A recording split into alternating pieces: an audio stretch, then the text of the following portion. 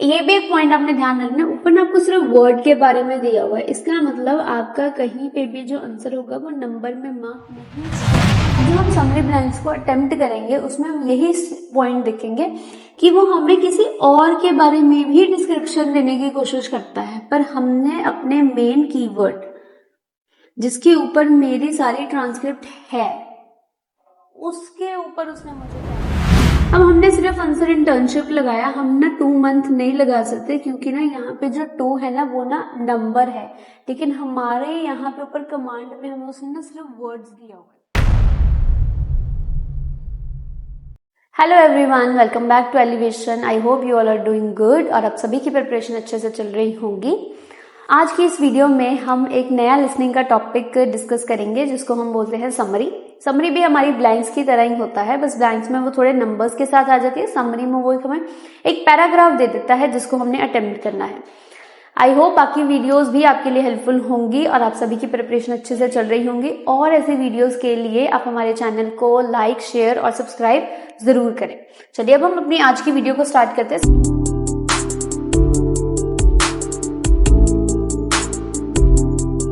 सबसे पहले हम इसमें डिस्कस करेंगे कुछ डूज एंड डोंट्स कि ये समरी क्या होता है ना। समरी में बेसिकली क्या होगा कि आपको ना इस तरह से वहां पे एक पैराग्राफ आ जाएगा, जैसे ब्लैंक्स भी करी हुई है, ब्लैंक्स टेबल वाइज आ सकता है, आपको हायरार्की वाली ब्लैंक्स हमने करी हुई है वैसे भी आ सकता है ना। ऐसे ही टाइप हमारे पास समरी है, पूरी एक स्टोरी बनी हुई होती है, बस हमने वो सुनते हुए वो स्टोरी को आंसर करना होता है। सबसे पहले तो वहां ध्यान रखना है आपको ना क्वेश्चन नंबर इसमें जरूर आएगा। फॉर एग्जांपल यहाँ पे मेरे से क्वेश्चन रह गया, जैसे फॉर एग्जांपल आपने करना है आंसर अटेम्प्ट 26, 27, 28, 29 सपोज। ये वाले मेरे पास 4 क्वेश्चंस आए हुए हैं। ऊपर हमेशा पढ़ लेना है उसने आपको कमांड में क्या बोला है। फॉर एग्जांपल उसने यहाँ पे दिया हुआ है नो मोर देन 2 वर्ड्स। इसका मतलब आपका जो आंसर है वो वहां पे 1 वर्ड में भी हो सकता है और 2 वर्ड में भी हो सकता है, इससे ज्यादा नहीं होगा। ये भी एक पॉइंट आपने ध्यान रखना है, ऊपर ना आपको सिर्फ वर्ड के बारे में दिया हुआ है, इसका मतलब आपका कहीं पे भी जो आंसर होगा वो नंबर में मार्क नहीं होगा क्योंकि उसने हमें ऊपर डिमांड में दिया नहीं है। जब भी आपको इस तरह से आएगी समरी, सबसे पहले तो ध्यान रखना है अपने कीवर्ड्स को मार्क करना है। जब आपको टाइम मिलेगा वहां पे क्वेश्चंस को रीड करने के लिए, जॉन एंड डीवा 2 लोगों के बारे में बातचीत कर रहे हैं, वो are preparing for their dash, इसके लिए वो प्रिपेयर कर रहे हैं। आपने ये बताना है किसके लिए प्रिपरेशन है। They must dash with their tutor to rectify their mistakes, tutor के साथ यह करें अपनी गलतियों को ठीक करने के लिए। आपने बताना है वो क्या करेंगे। बोथ आर डैश, दोनों ही है, जैसे both are confident, both are intelligent, क्या हो सकता है answer, both are mature. Before submission kindly check your dash, submission से पहले इसको चेक करो। किसको चेक करना है वो ध्यान से सुनना है। अब चेक क्या हो सकता है, रिपोर्ट चेक हो सकता है, पेपर वर्क चेक हो सकता है, नोट्स चेक हो सकता है, असाइनमेंट्स चेक हो सकता है। To avoid any problem in the coming time. इस तरीके से हमने एक बार क्वेश्चंस की डिमांड को चेक कर लेना है, थोड़ा सा आंसर प्रिडिक्ट करने की कोशिश करना है कि वो आंसर हमें क्या बता सकता है। सबसे अच्छी बात ये होती है कि ना ये सारी स्टोरी ना सीरियल वाइज चलता है। फॉर एग्जाम्पल अगर आपको ना यहाँ पे समझ नहीं आया वो ट्यूटर के साथ क्या करें, पर ना आपको सबमिशन सुन गया, इसका मतलब आपका आंसर आगे चला गया, आपने ना उसी टाइम पे पीछे जो छूट गया होगा उसको छोड़ देना है, साथ ही में आगे की तरफ आ जाना है ताकि आप अगले वाले क्वेश्चंस को अच्छे से अटेम्प्ट कर लो। कुछ अब डूज एंड डोंट्स देखते हैं। सबसे पहले तो ना आपने डिमांड चेक कर लेनी है वहां पे कि कीवर्ड्स कौन कौन से हैं। मेन कीवर्ड्स को अंडरलाइन कर लेना है कि इन दोनों के बारे में नाम है, बाद में इन दोनों को वो दे बोल रहा है, एक जॉन है, डीवा है ना। फिर ऐसे ही जॉन के लिए वो ही वर्ड यूज कर सकता है, डीवा के लिए वो शी यूज करेगा, तो वो इस तरह से आपको डिस्क्रिप्शन देना शुरू कर देगा। प्लूरल और सिंगुलर सेंस का ध्यान रखना है कि अगर आपको आंसर में आर लगा हुआ हो तो इसका मतलब प्लूरल आएगा। दे आर डैश है ना, दे आर वो क्या कर रहे हैं दोनों, है ना। अगर आपको सिंगुलर प्लूरल के लिए ना देखना हो तो फिर आप ना ए एन की भी हेल्प ले सकते हो। जो एन होता है ये हमारा वोवल्स के साथ यूज होता है, ए ई आई ओ यू। ऐसे ही जो हमारा ए होता है वो हमारा सिंगुलर कॉन्सोनेंट के साथ यूज होता है। तो इससे भी आपको आगे हिंट मिल जाएगा कि जो आपका आंसर होगा वो कौन से वर्ड पे जा सकता है। फिर उसके बाद वो बता रहा है कि keep in mind next question. For example tutor नहीं आपको पता चला पर आपको सबमिशन के बारे में सुन गया है, सबमिशन आपका अगले वाला आंसर पढ़ रहा है, इसका मतलब आपने साथ ही में आगे आ जाना है। Right answers in capital letters, अपने आंसर्स को अपने कैपिटल लेटर्स में लिखना है। हमेशा याद रखना है कि जब भी आप ब्लैंक्स अटेम्प्ट करोगे वहां पे सिंगुलर, प्लूरल और आर्टिकल्स, इनका सबसे ज्यादा ध्यान रखना है।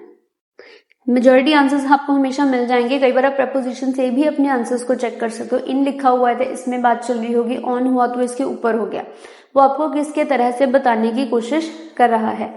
अब हम एक बारी अब ट्रांसक्रिप्ट की हेल्प से समरी ब्लैंक्स को अटेम्प्ट करेंगे और बाद में डिस्कशन में देखेंगे कि उसने हमें किस तरह से बताया या किस तरह से उसने स्टोरी कंटिन्यू करी, वर्ड चॉइस, सिंगुलर, प्लूरल हमने कैसे चेक करा।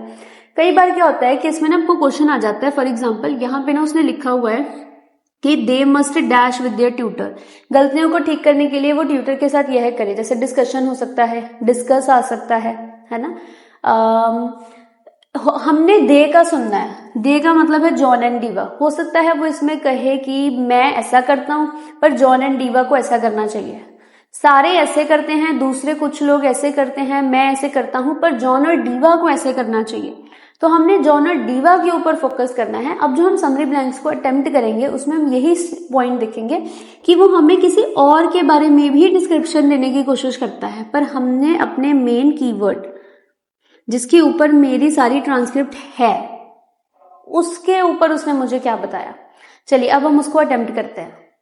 अब हम एक बारी ट्रांसक्रिप्ट की हेल्प से इसको अटेम्प्ट करने की कोशिश करेंगे और देखेंगे कि हमने जब इसको अटेम्प्ट करना है तब हमने इसमें किस तरह से डिमांड को चेक करना। सबसे पहले तो आप देख रहे हो इस तरह से आपको क्वेश्चंस आ जाएंगे। आपने तो सबसे पहले ऊपर ना डिमांड पढ़ लेनी है कि वह ना आपको डिमांड में किसके बारे में बताना है। उसने बोला है नो मोर देन 2 वर्ड्स। आपके जितने भी आंसर्स होंगे तो वो 2 वर्ड्स तक ही होंगे, तो आपको 3 वर्ड्स के ऊपर फोकस करने की जरूरत नहीं है। अब उसके बाद यहाँ पे देखो एक लड़की का नाम बताया हुआ है, वो कहते हैं स्पेंडिंग ए शॉर्ट पीरियड। ध्यान रखना है शॉर्ट पीरियड के बारे में बता रहा है। हो सकता है कि वो डिस्क्रिप्शन लॉन्ग पीरियड से शुरू करे, पर आपने शॉर्ट के ऊपर फोकस करना है। Short period at the Scottish beaver trial. ये स्कॉटिश बीवर ट्रायल, बीवर ना एक एनिमल है, यहाँ पे ना एक रीजन में उसको ना इंट्रोड्यूस कराने की कोशिश करते हैं। Beaver trial on what it is called and dash. अब ध्यान रखना है हमारे पास आर्टिकल्स है a and the. A use होता है कॉन्सोनेंट्स के साथ, however an is generally used with vowel. इसका मतलब अब एन लगा हुआ है तो यहाँ पे हमारा जो आंसर होगा वो एक वोवल के साथ होगा। आप उसने बोला है कि जो ये लड़की है ये स्पेंड करती है शॉर्ट टाइम इस ट्रायल के ऊपर, जिसको कि हम यह कहते हैं। वो लड़की किसके ऊपर वो ट्रायल कर रही है, वो जो ट्रायल कर रही है वहां पे शॉर्ट टाइम स्पेंड कर रही है, उसको क्या बोला जाता है। She is actually a postgraduate student and her particular area of research is dash. वो एक पोस्ट ग्रेजुएट स्टूडेंट है और यहाँ पे आपने बताना है वो किस रीजन में अपनी रिसर्च कर रही है। Which is why she finds the beaver project so interesting. One of the project, Aline has a job studying dash behaviors of the beavers. अब यहाँ पे ना अपने पॉइंट ध्यान रखना है। Aline has the project. Align के पास जो प्रोजेक्ट है वो किस चीज को स्टडी करता है। अब जब आप इस पॉइंट पे आओगे हो सकता है कि वो वहां पे आपको थोड़े और कोई किसी और पर्सन के बारे में भी बताए कि इसका ऑब्जेक्ट ये है, इसका ऑब्जेक्ट ये है, पर आपका सारा फोकस ना एलीन के ऊपर होना चाहिए कि एलीन ने क्या स्टडी करना है, कौन सा बिहेवियर ऑफ बीवर्स। वो यहाँ पे आपको 2-3 बिहेवियर्स उनके बारे में बताएगा। उसके बाद एलीन was fortunate enough to see some beavers when she went out on a dash. अब यहाँ पे अ लगा हुआ है। अभी हमने एक पॉइंट करा था कि हमारे पास 3 आर्टिकल्स है ए एंड द। उसमें से जो ए होता है ये कॉन्सोनेंट्स के साथ आता है और जो एन होता है वो वोवल के साथ आता है। यहाँ पे ना मेरे को ए दिया हुआ है, इसका मतलब यहाँ पे जो आंसर होगा ना वो कोई कॉन्सोनेंट के साथ होगा। अब यहाँ भी आपने पॉइंट रखना है, जब आप इस लोकेशन पे आओगे यहाँ पे वो आपको ना काफी कुछ बताएगा कि कोई ऐसे गया, हम ऐसे गए, पर आपने ध्यान से सुनना है कि वो एलीन कैसे गई थी वहां पे ऑन अ डैश इवनिंग को। Eileen's particular task is to dash. Eileen का पर्टिकुलर टास्क ये है, आपने ध्यान रखना है टू के पीछे वर्ब की फर्स्ट फॉर्म। इसका मतलब यहाँ पे कोई वर्ब की फर्स्ट फॉर्म आएगी। The dams and other things that the beavers make and she said up what's called dash dash. फिर से देखो यहाँ पे एक वोवल कॉन्सोनेंट लगा हुआ है, अ लगा हुआ है। इसका मतलब आपका जो आंसर है ना वो एक कॉन्सोनेंट के साथ आएगा, so that she can observe them more closely. इस तरीके से सबसे पहले जब आपको वहां पे टाइम मिलेगा, आपने अपने कीवर्ड्स को अंडरलाइन कर लेना है, थोड़ी सी डिमांड चेक कर लेनी है क्वेश्चन की और थोड़ा सा आंसर अपना प्रिडिक्ट करने की कोशिश करना है। उसके बाद जब वो सुनेगा तो हम ध्यान से साथ साथ में सुनेंगे। अब ध्यान रखना है, अपने वर्ड्स में आंसर बताना है 2 वर्ड्स तक, तो जो भी वो आंसर बताएगा हमें साथ साथ में यहाँ पे लिखना पड़ेगा। अब हम ट्रांसक्रिप्ट सुनेंगे कि वो हमें किस तरह से बताने की कोशिश करता है। Hello, my name's Eileen, and I've come along to tell you about my work with beavers. I'm not actually an employee on the Scottish Beaver Trial Project, but I work alongside the team because I am actually doing a 2-month internship as part of the first year of my master's degree at university. I'm specialising in biodiversity and I'm very interested in seeing animal species conservation projects like the one here at Knapdale. Working on a reintroduction trial like this is a great opportunity. All aspects of beaver behaviour are being studied here, and some people are studying feeding behaviours, others reproductive behaviours, whereas my project is to compare the building behaviours of the 4 beaver families. Beavers are surprisingly interesting animals. I had not studied them before coming here, and I was really impressed by what they can do. I've been very lucky, and I saw beavers on the first day. You can see the beavers from the bank of the lake, and we have a hide there, which you can reach by bicycle. But we went out at night in a boat, and we saw some beavers swimming around the lodge. One of them popped up really close, just a few meters in front of me. I help Rob, the SBT field officer, with fieldwork tasks, which is very interesting and allows me to discover the beautiful area of the Knapdale Forest. He has to monitor various aspects of the beaver's environment and build up a database. My part in that project is to measure every beaver construction, such as dams and lodges. It wasn't easy to figure out how to do this in a standardized method, but I managed to find a way. I'm now using a camera trap to try to get some video footage of beavers at work, which I can then study carefully. I'm even beginning to recognize the individual animals. Now let's discuss the answers. For question number 35, अब हमने एक बारी transcript सुन लिया, पर हम एक बार थोड़ी सी discussion करते हैं कि हमें उसने किस तरह से बताया। वो स्टार्टिंग में अपना नाम बता देती है और वो स्टार्टिंग में आपको बताती है कि ना वो एम्प्लॉय नहीं है, वो थोड़े टाइम के लिए इनके साथ काम कर रही है इस ट्रायल में, जिसको कि 2 मंथ की इंटर्नशिप उसने बोला।